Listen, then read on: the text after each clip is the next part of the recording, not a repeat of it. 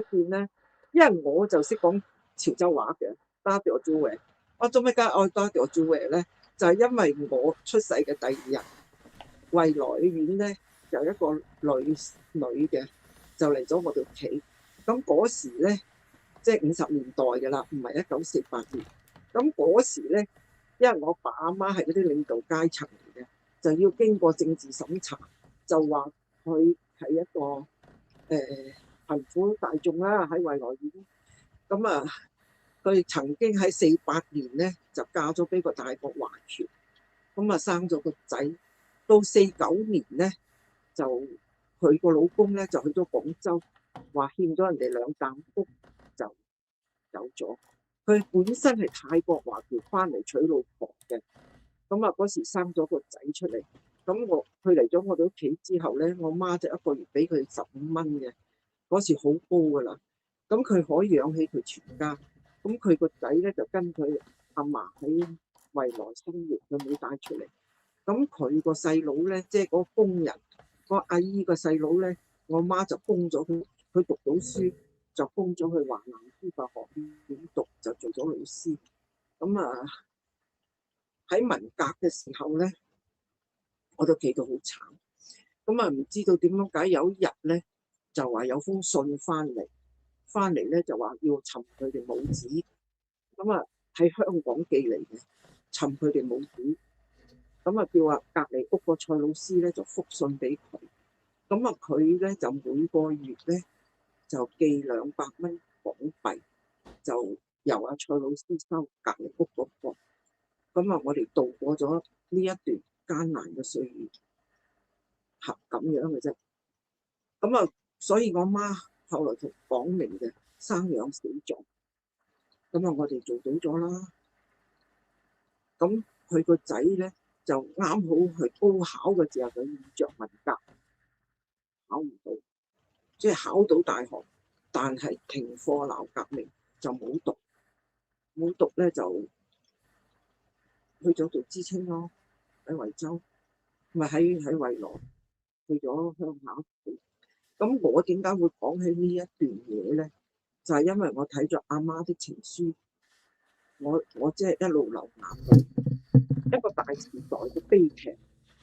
佢阿媽的情書咧個故事咧就話呢個阿媽喺鄉下好窮，就2個人，即係嗰個阿媽咧就係有錢仔女、有錢女嚟嘅，就嫁咗一個冇錢嘅人。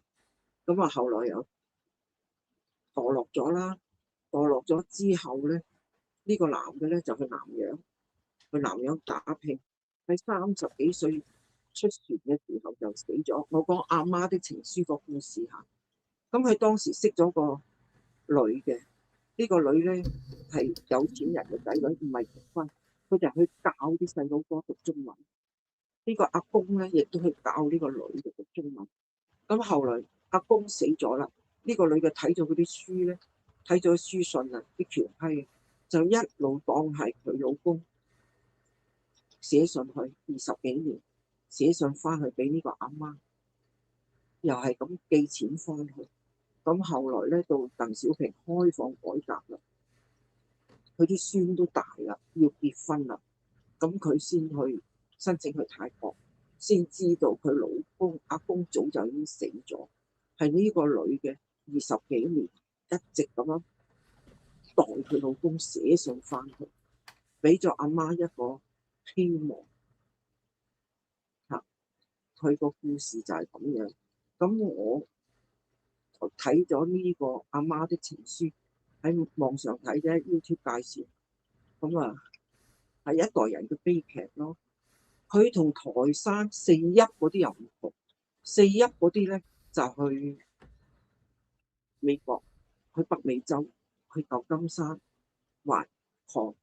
咁我哋嗰時我哋細個住咧，隔離屋嗰個咧又係個台山阿媽嚟嘅。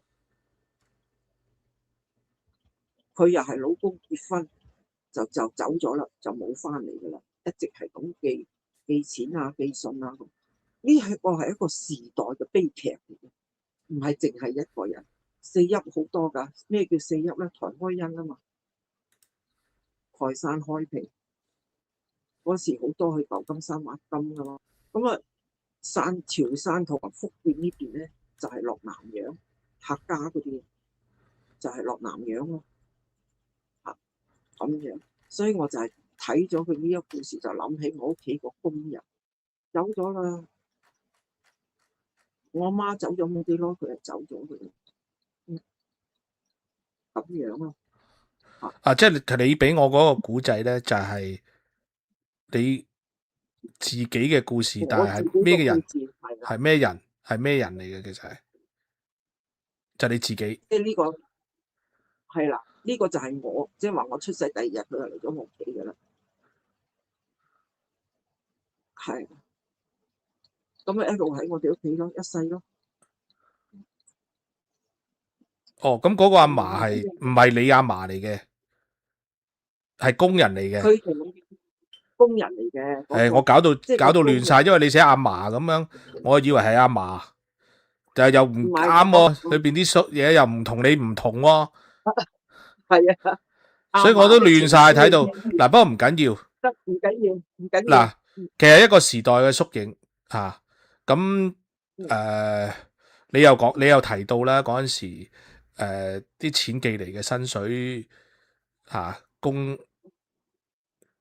供個細佬用讀呢個華南師範大學啊，係咪？係我媽供佢讀，係你阿媽供佢個仔。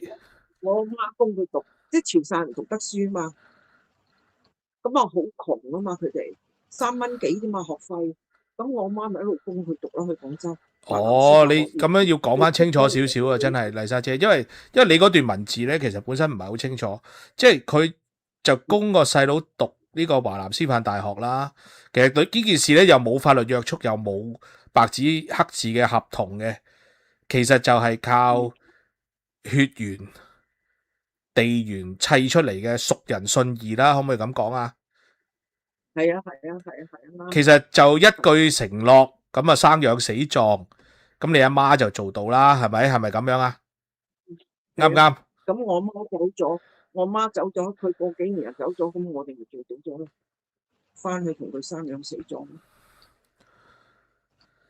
嗱，其實呢件事就係一個時代溫情嘅縮影啦，啱唔啱先？悲劇亦都係溫情，係咪？但係歷史最殘酷嘅地方就係咩呢？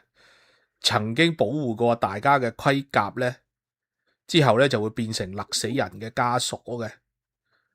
係成套潮汕人度過艱難歲月嘅熟人文化呢，去到現代社會發生咗咩事呢？其實喺中國嘅潮汕地區就試過好多鑊噶啦，咁啲製毒村啊嗰啲，佢裏邊仲有啲極度排外、固步自封嘅圈層抱團啊，仲有佢哋嘅自己人規矩係大過國家嘅法律嘅。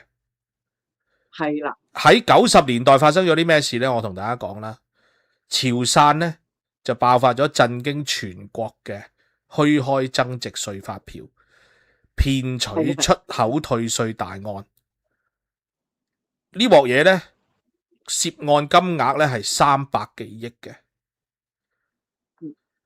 以往即係守望相助嗰啲鄉員呢，咁就變咗係圈層逐利、破壞規則嘅工具。潮汕成個地方亦都錯失咗改革開放最寶貴嘅黃金機遇，因為之後佢哋又搞埋嗰啲製毒村嗰啲噶嘛。係咯，因為佢哋一條村嘅規矩係大過國法嘅，係好離譜。嗱，即係點解麗莎姐俾咗我即係一啲信息啦，即係佢講阿嫲的，其實我冇睇到啊，即係阿嫲的情書，我冇睇呢啲啊。其實因為我其實冇乜時間啊，呢排都好鬼忙，啲文化嘢咧我冇乜點做。咁麗莎姐俾我嘅信息咧，佢又寫住阿嫲得20歲，我以為係同阿嫲的情書有關嘅。咁啊，原來唔係，原來咧就係我講翻係另外一個人。麗莎姐自己嘅嘢，咁下次可能再講翻清楚少少啦。但唔緊要啊，佢俾我睇到呢啲嘢之後咧，其實我就睇到今日嘅香港好強烈嘅，而且令人心寒嘅既視感啊！